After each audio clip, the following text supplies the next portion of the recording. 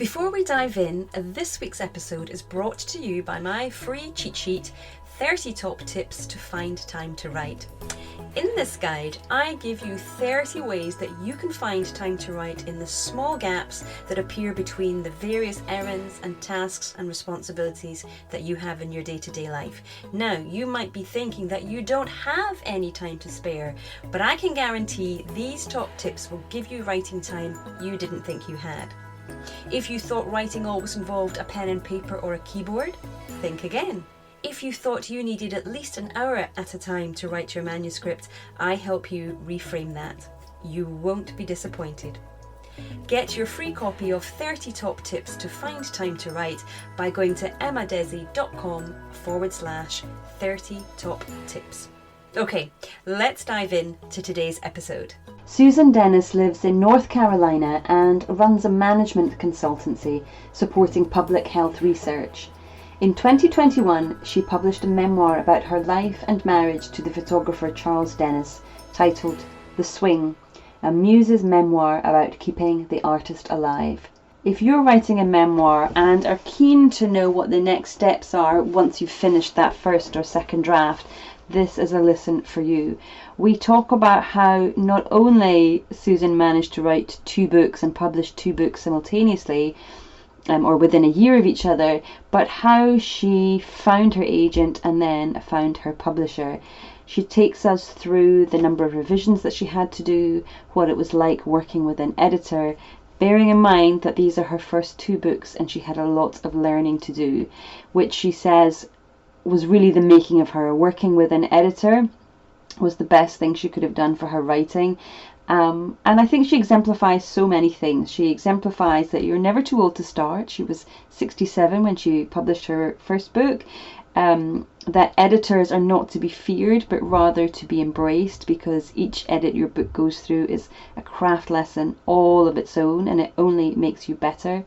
And crucially for me, as a new writer, I love the fact that she trusted her own judgment. She trusted her gut and used her own discernment to make the decisions about her book and feel strong and to not hide her voice. She used her voice, and that is what agents and publishers loved about her work. So let's get listening, and I'm sure you'll be as enthralled about her love story with Charles Dennis and her love story with writing. Susan, thank you very, very much for joining me today. We were just chatting off air, and we've got the Scottish connection, the Edinburgh connection going on, and through your family. So that was so lovely to hear. But I'd love to know about your journey to writing. How did that all start for you?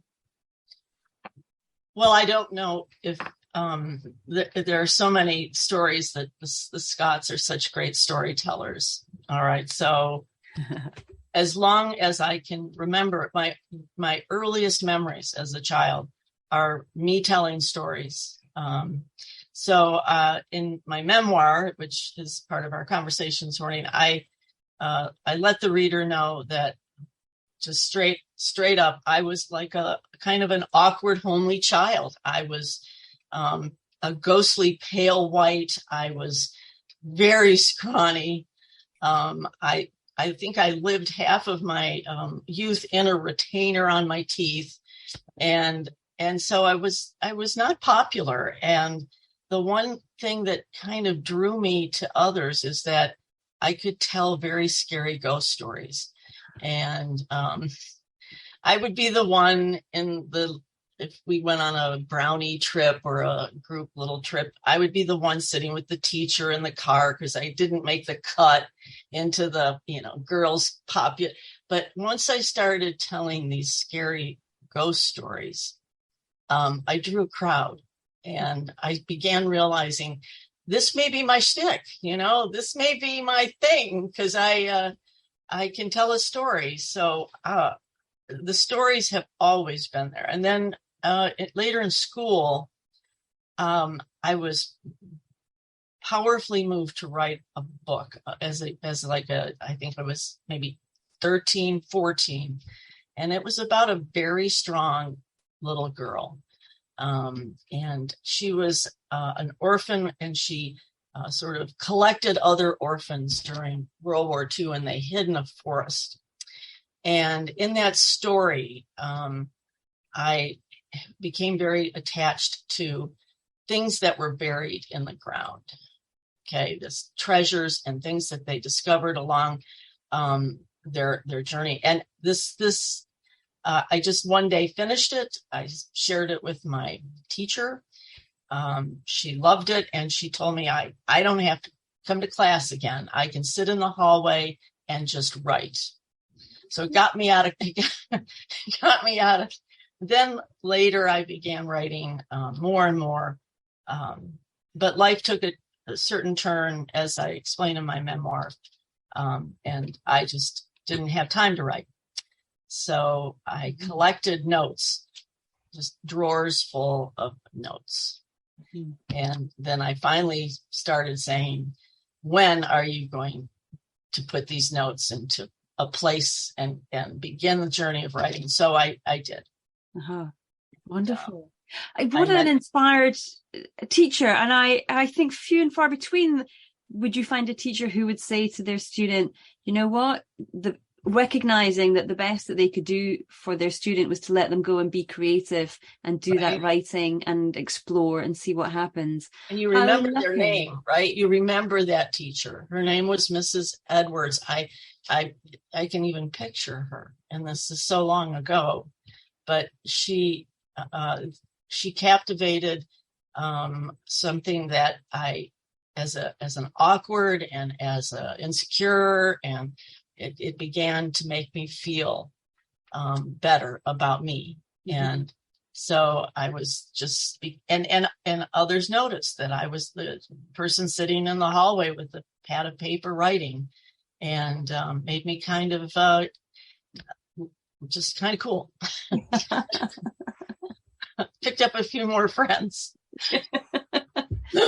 But I think that your path, sort of latterly, when you sort of grow up and life takes over, I think that's something that I find, particularly with the women I interview, it's a common theme that one way or another, we either go into higher education, or we enter the workplace, or we enter motherhood. And so our life gets busy and takes on other directions. But definitely there's always this calling, this itch on the back that just won't go away. And I guess that was the same for you. It just kept coming back with these notes. And it did. And I would follow just either through media or just articles about these amazing authors, these women that would write in the drive-through line, and they'd write a best-selling novel, just grabbing a moment here or sitting at the kitchen counter while they were. Who are they? I mean, amazing super women that they are, that they juggle so many things and then can sink into that creative, thoughtful, mindful writing place just on the spot. And it's not to say that can't be done, but my married life, as is told in my memoir, was with a man who told me on our first date how sick he was.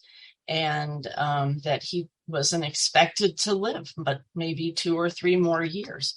And that's all you got to tell me, and I'm there for. I fell in love with him, and it was over. It didn't matter, and it was also helpful that he was so handsome, and all of that.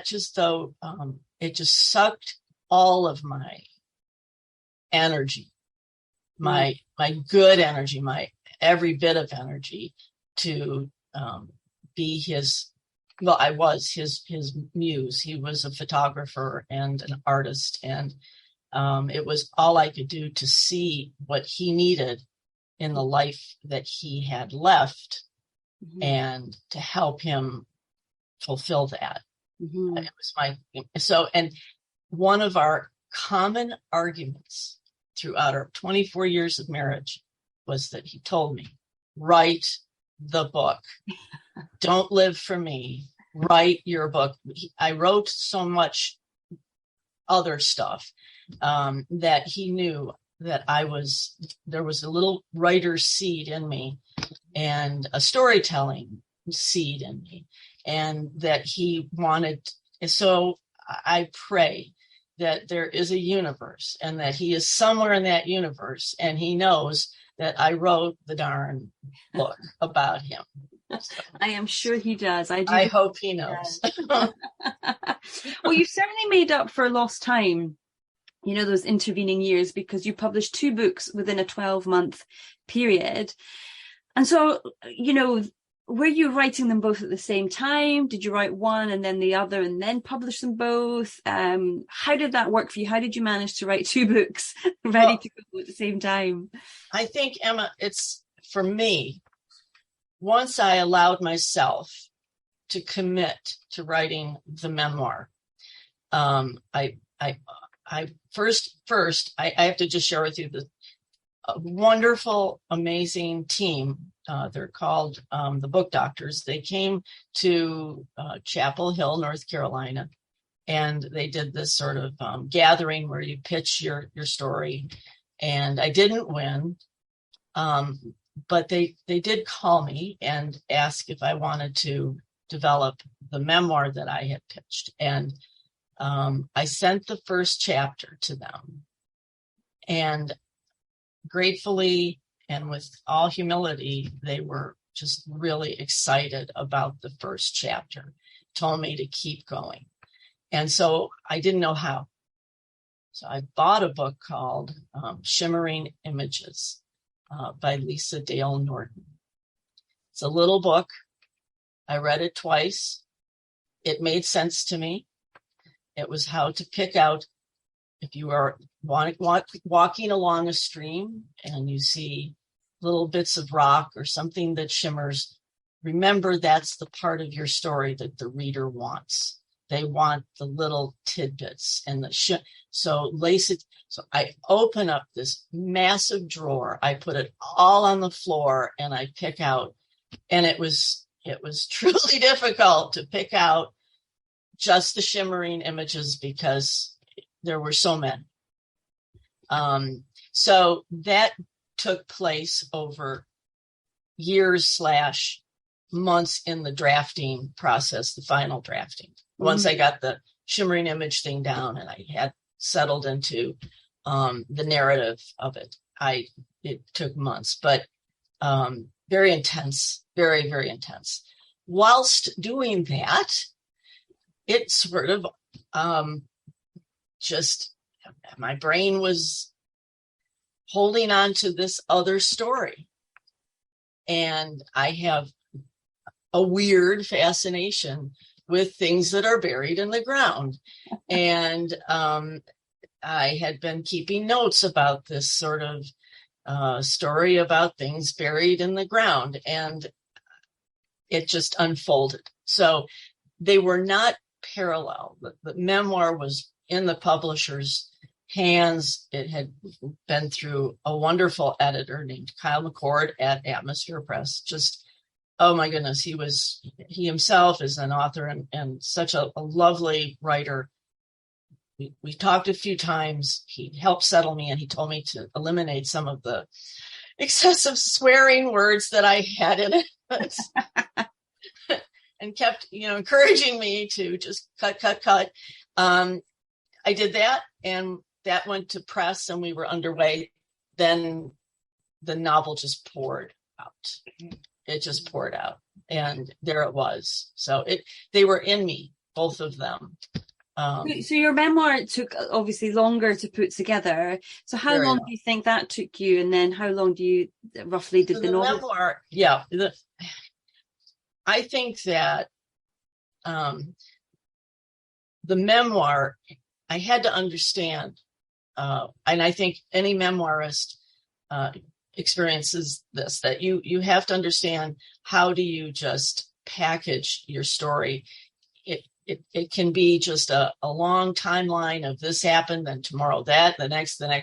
This is not, I think, entertaining or compelling, or I wanted to make my case about my amazing husband just shine on each page, each passage. So I crafted and recrafted every word. And then I went back after working with Kyle and did it again. I would say that memoir took me, Charlie died in 2005. Of course, I began just thinking about the memoir 10 years. 10 years. Gosh, yes, a long time. 10 years. Yeah. Had to grieve, had to go through all of that and let it sit on it. And then what I hope, Emma, to bring in that is a story not about death and dying, but a story about life and creativity and fighting back an illness that was certain to take his life, but he had things to do before he would let himself die. Mm-hmm. And I had to help him with that. Yeah. And that's kind of the message in that book. And I hope that drafting and redrafting and just continue to let that be the flourishing takeaway from it. So that's a long time. And obviously, as you say, you had that grieving period. You've got to sit with it, right. Then kind of think about, well, what is it I want to share? And so then how many sort of iterations or drafts do you feel that you went through by yourself and then with Kyle till you got to the finished version that you were happy with? Well, that's a good question. I would say 4.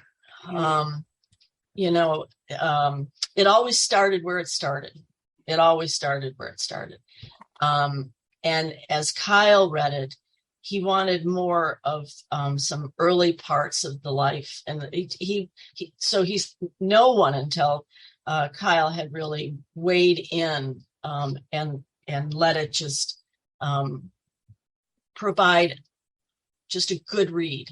I love memoirs, but I don't think all memoirs are for the same reason. Some are teaching us something. Mm-hmm. Some are just sharing maybe a brief period of time. Mm-hmm. Mine was about a 25-year period of time. Mm-hmm. And I just didn't want the reader to feel like, oh my God, not another chapter about the baby or I wanted it to feel just the energy and the intensity and the love. Mm-hmm. Because I defend it and fight for it as a love story. And so by the 4th draft, that's where I felt, I knew when I got there that last draft, and I just thought that I'm there. I've got that. The love, it's about love. Mm-hmm. And so the novel then, just thinking, because you're writing these two almost at the same time, I'm guessing then from what you've said to me is that, the memoir was the tougher project to do. Yeah, for sure. And then the novel kind of just came to you. Did it feel like it had come to you as this complete package and actually you just needed to write it down? What I think is true, and to be true to who you are in these passages and pages and words and sentences is I'm a very dark, funny person. And I guess I need to own that and hope that the reader will find that, because one of the things I've learned in my life with a very sick man and a very intense man is that I always went to the pool of humor to find light in the dark. And so as I'm drafting the memoir and completing it, all of this sort of, I had characters, I had a story of many twists and turns, and it took a while to get those into position. I don't write with a million Post-it notes. I don't write with little color-coded dots, and I wish I did, but I don't write. And so I write on the back of utility bill envelopes sometimes, or in the car in the back of my receipt from the grocery store. It's all there. And when I settle down and get this, I have to feel that I'm having fun. The novel is about, I just want it. I want it to scare the reader. I want it to confuse. I want it to make them wonder. I had a wonderful reader who wrote me and said, what the WTF? What's going on with the Blackstones? If you don't write the sequel and tell us what, so I wanted that. I wanted to just create this almost sort of crazy physical experience in the secret field. And so far there seems to be, a feedback that there is that. So that took at least 3 to 4 years because it was there. I'd never written a novel. I'd never had, and another awesome atmosphere again, shout out to atmospheric editor. I told, her name was Meg Turner. I wanted her to really, hammer away at what needed to be fixed. And in truth, when she was very polite and very kind and said, you don't need to do much, but I could read between her lines that she was not enjoying the read. Okay. I felt that. She didn't say that, but I think she thought, what in heaven's name is this story? And I knew she felt that she must. So I thought, I'm sensing it. So that's when I went back, Emma, and I just gutted it. And that took about 6 months. It was there, but it had to be. And that's when I sat for so long. I almost crippled myself. It's a real thing. I ate more chocolate covered peanuts than I'm sure is healthy. And oh my God, I couldn't get my skirt on it. That it was just, I sat and just hammered away at myself. And I added some really important pieces that clearly were missing. Mm-hmm. And this editor's input, not telling me that, but the sense that she wasn't connecting to it, mm-hmm. that gave me the roadmap, and mm-hmm. I fixed it. I did. I felt that I did. I hope that I did. It is a twisty read, but yeah, I'm getting a good feeling from some feedback. Well, that feedback that you shared with us a few minutes ago, I mean, you couldn't get better than that. That's what every writer wants. You've got to write more of this. Well, wonderful. There were some reviews out there that said, thank God there's a sequel, because I mentioned in one of the comments that there is a sequel to it, and working away on that as we speak. So there was interest in, okay, all right, there's this has another leg in its journey. It stands alone, I hope, as by itself, but I promise, excuse me for the phone, there will be another chapter. I'm gonna, one sec. One thing that I noticed you keep coming back to, I don't know if you realize you're saying this, but you're saying things like, you've trusted yourself, you felt that it was right, you decided, particularly about your humor, that you needed to own this for it to be part of it, reading between the lines. I get a feeling from you then that you sort of know yourself, or you've allowed yourself to trust who you are, and that you'll discern what's right and what's wrong, and allow yourself to kind of go there and play with that and work with that. Is that something that you're conscious of, or is that just the way that you are? I think, Emma, I'm 68, so I'm an old lady writer. You do not look it. My goodness, you've surprised me. Thank you.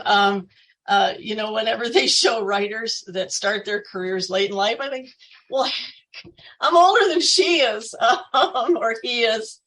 I think that once I started to allow myself to seriously draft the memoir and finish it, I began to realize that it's never too late. It's never too late.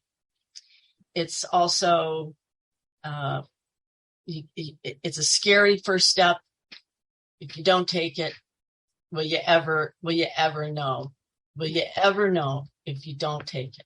Yes. So I took that step with the memoir, and I will share that the memoir, as it went on its first agent journey, did very well. And a remarkable agent took on the task of trying to find a big 8 publisher for it. And the feedback was just glorious. But I'm an unknown, and it's a hard sell. And so we didn't succeed in that first wave of soliciting the memoir. But that gave me a bit of confidence to say, okay, I can have this career at this time in my life and feel that I've written many, many things, but never as I am now. And I feel I know who I am. That's wonderful. And the reason I wanted to highlight that is for our listeners, because so many of first-time writers, new novelists, are scared to trust their own judgment, scared to trust their own discernment, that they know how to tell a story, or that the direction that they're taking is the right one. They might not have all the skills just yet, and everybody needs help to refine things. Yes. But I hear a lot from a lot of writers who will write something and then scribble it out because they don't trust that they're putting the right words on the page. They don't trust themselves to do that. And so that's why that shone out for me from what you were saying, is because these are your first books, but you've still taken that, you've allowed yourself to go with what felt right in your gut. When you listen to your editor, if you connect with your editor and you listen to the editor, as I did with Kyle, and again, and there's another editor on the memoir. Her name is Mary Cole, and she looked at those pages initially as well. She made 139 comments, and I took every single comment and I worked it. Because I thought, this is a teacher. I am a student. I am here to learn. I may not agree with some things, but before I went to the disagreement place, I thought, what are they really saying? And what are they? They are bringing energy and perspective and depth to my work that I can only just embrace and learn. Yeah. And in that posture, I think you take every comment. I took every one of Kyle's comments, and I just taught something new to myself. I brought something new, and I wrote a piece early on about memoir writing, but it applies as well to the novel. As sort of a humorist and sort of a mystery writing humorist, I guess is what it is. I want to feel that every time I read something that I've written, does it still make me chuckle? Does it still make me feel a little something like, whoa, that I have to, if I don't feel that, then I don't want to publish that. This is the time. And I just think, you know who you are. You have to just put in the effort. It's like a craft that needs to constantly be just worked. It's a muscle. It's all those cliches. It just has to be practiced. So I want to, you're absolutely right. Everything you've just said, you're absolutely right. It is a muscle. It is a process. It is a practice, a writing practice. So we do need to always be working on that, and to open your mind to the readers and the editors that bring this insight to you. Yes. And so I believe it was one of your mentors who suggested writing the memoir. Is that correct? Yes. Yes. So the memoir part never occurred to me. I set out to write a book about my husband. So I was going to write his biography. And because he was a photographer, of high quality photographer, I may say, we explored years of trying to publish a photographic book of his work. Nobody wants to publish a photographic book anymore. I mean, Godspeed to all of the photographers publishing these beautiful books, because they are such a hard sell. And I tried. Charlie's work, if I may just briefly digress, had a huge exhibition. It was published. I still couldn't get a photographic book gig. So I thought, well, I'm going to sell his story because it is an awesome story. However, the first mentor, Ariel Exted is her name. She told me that you have to make this a memoir. And I thought, no, wait, full stop. No. About me? No. I swear too much. I know. And she said, you have to make it about. So the first chapter of my memoir is really a chapter. It takes place in an emergency room. It's fast. It's scary as heck. And it gets you to this point where you feel, I think, how intense our life together was. And with that, I thought, yeah, okay, all right, okay, I can do the memoir thing. But so why did she feel that memoir would be more appropriate for this instance? Good question, right? I think she felt that, and I've talked to her many times, that the voice, there was in the first chapter, there was a voice of storytelling that she thought, you are best suited to tell your story.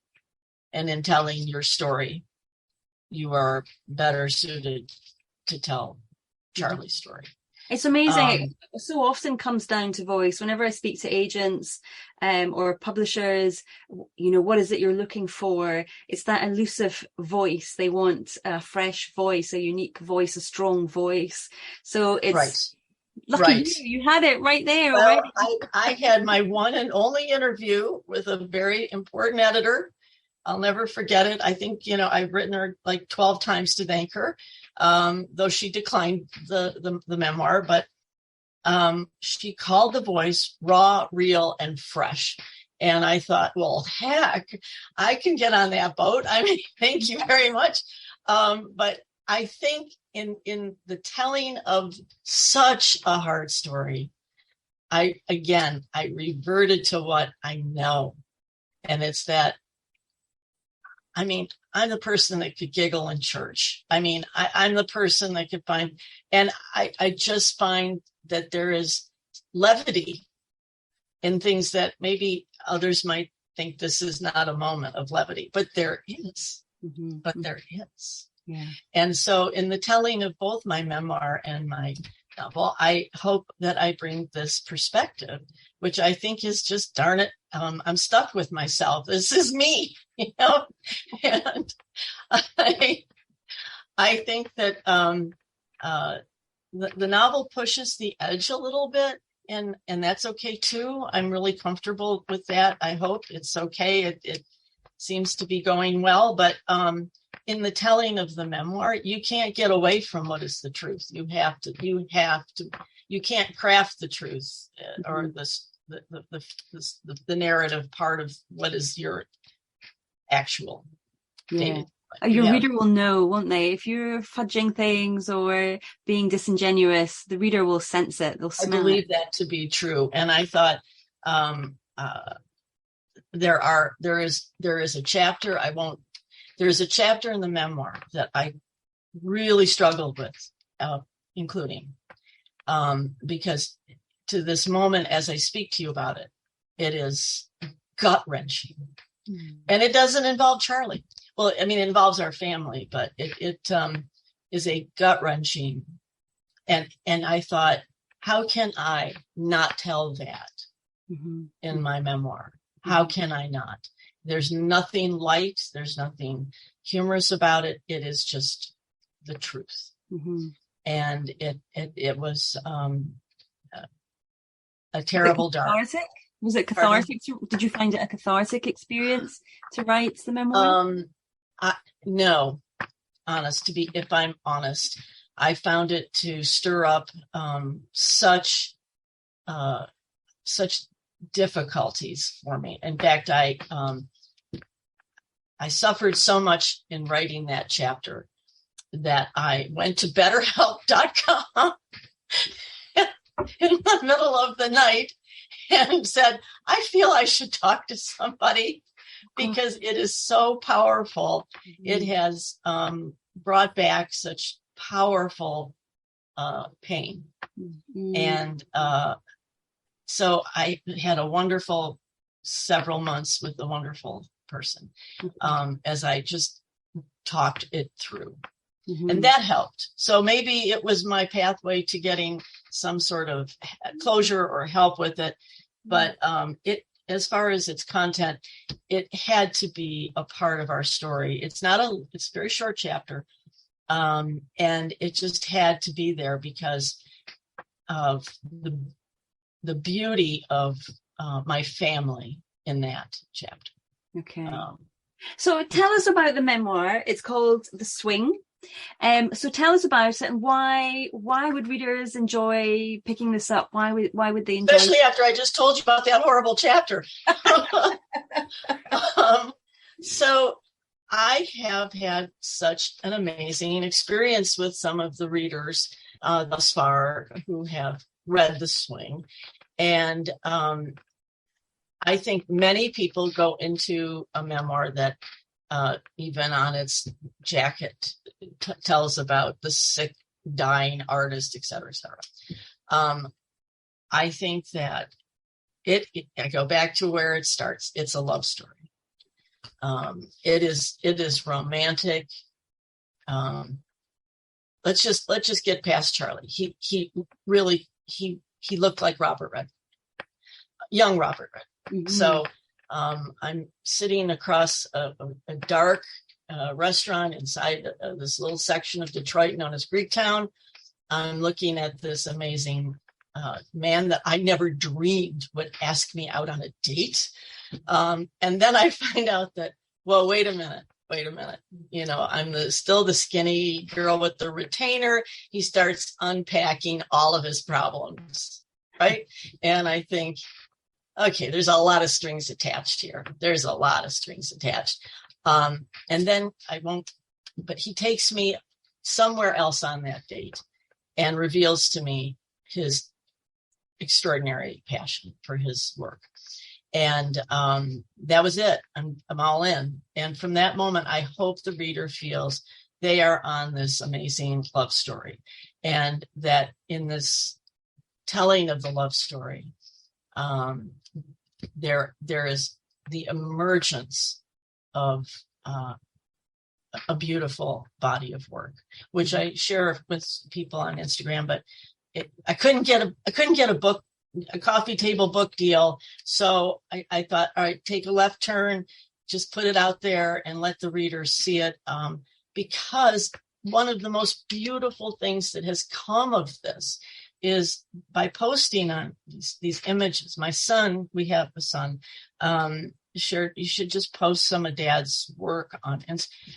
Photographers of such extraordinary quality, extraordinary talent from all over the world are following, not me, they're following Charlie. They are following his work. And I think they respect that this is older work. It's not done on a digital camera. It's not done on an iPhone. This is film. This is, black and white. This is old school. This is film photography that didn't have all of the technologies that are used today. And well, I've been looking at some of the photographs online, and they are very powerful, very beautiful images. Yeah, very, very talented man. He loved trees. He loved trees. I like the trees, yes, and I love trees. The clouds as well. I really love. Oh yes, thank you. Yes, yeah. I think again, so what was I to do? I couldn't sell his photographs I had but one path to let the world know my Charlie. Mm-hmm. And that path. I guess Instagram, you could possibly see Instagram as the modern day coffee table book, that it's the images. Exactly. And shout out to all of the people that follow us, the women photographers, mind bending, but the young photographers, a street photographer. Charlie would have been over the moon. I will share with you briefly when he was bedbound and he had very little time left. He was hooked up to all sorts of machines. This is now you have to go back 2000, 2001. It was a transition of film into the digital world. That's also in the book, that he was losing the film craft and dying at the same time. Mm-hmm. And he got online with a chat room of photographers from all over the world. One was in New Zealand, one was in somewhere in the UK. They were from all over, and they were exchanging thoughts about what the heck are we going to do with all this film, and what are we going to do with all these negatives? What's happening to? And so he had that conversation before his death, mm-hmm. And thankfully so, because now he preserved quite a bit of his work. So that's why I'm able to put it up on Instagram. And I have a lot of photographers in my local world that have helped me. Well, it's beautiful. As you say, it's a beautiful love story, and people should absolutely pick it up for that. And are there any photographs in the memoir that people can enjoy as well? No, we couldn't publish any photographs. The cover, I will share, is taken from a body of work we called The Swing.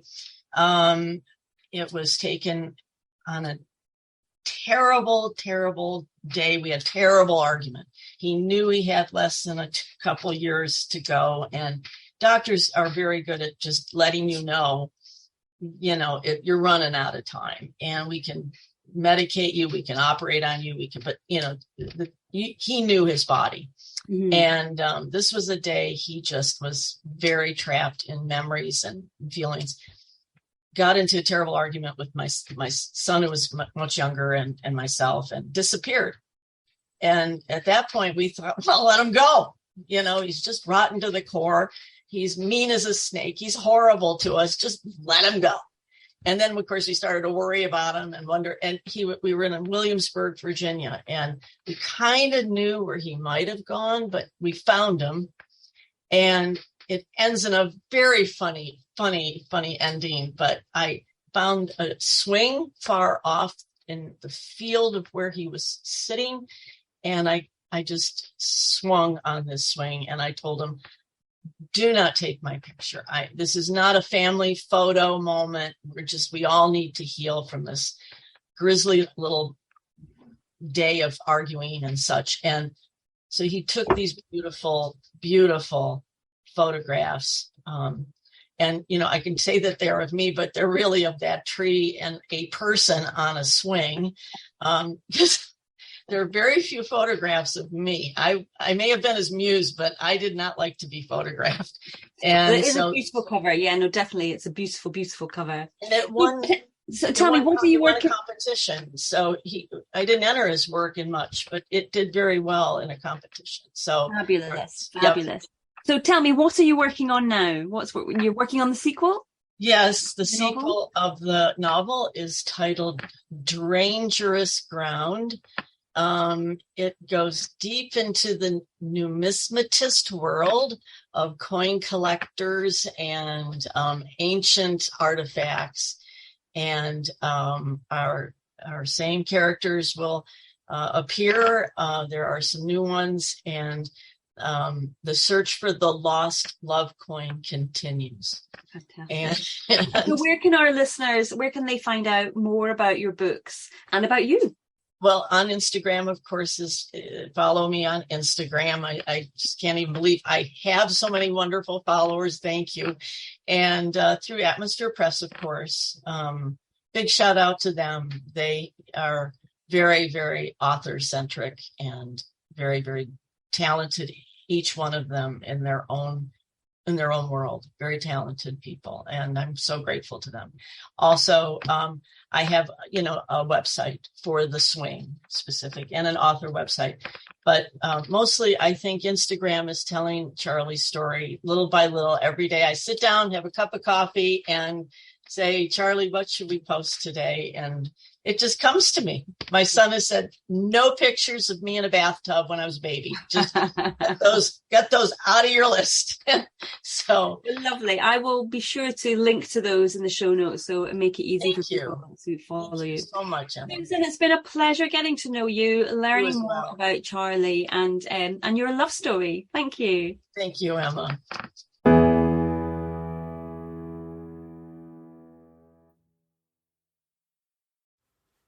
If you're a first-time novelist who is struggling to either finish your novel or get those revisions to where you want them to be, then I've got just the thing for you. I have a small group coaching program which runs over 12 months, and over the course of that program I will help you fix those plot problems that you've been struggling with. I'll help you get under the surface of your characters so you really get to know them and what's driving them. And crucially for you, I give you that self-belief that you need to get you through the roller coaster that is writing a novel, so that you can carry on, get to the end and get your book, your story out into the world so it can change people's lives. If that sounds good to you, if that is something that you'd be interested in doing, I know I can help you get to where you want to be. So book a call with me. Let's have a chat and see if we are a good fit for each other. If you're interested in doing that, then go to emmadesi.com/story builder. I look forward to chatting. Well, thank you so much for joining me today. I hope you found that helpful and inspirational.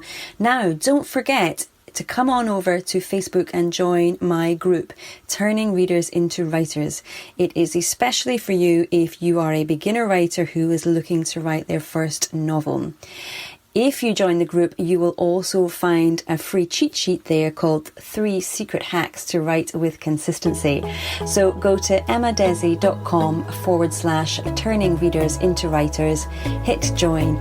Can't wait to see you in there. All right. Thank you. Bye-bye.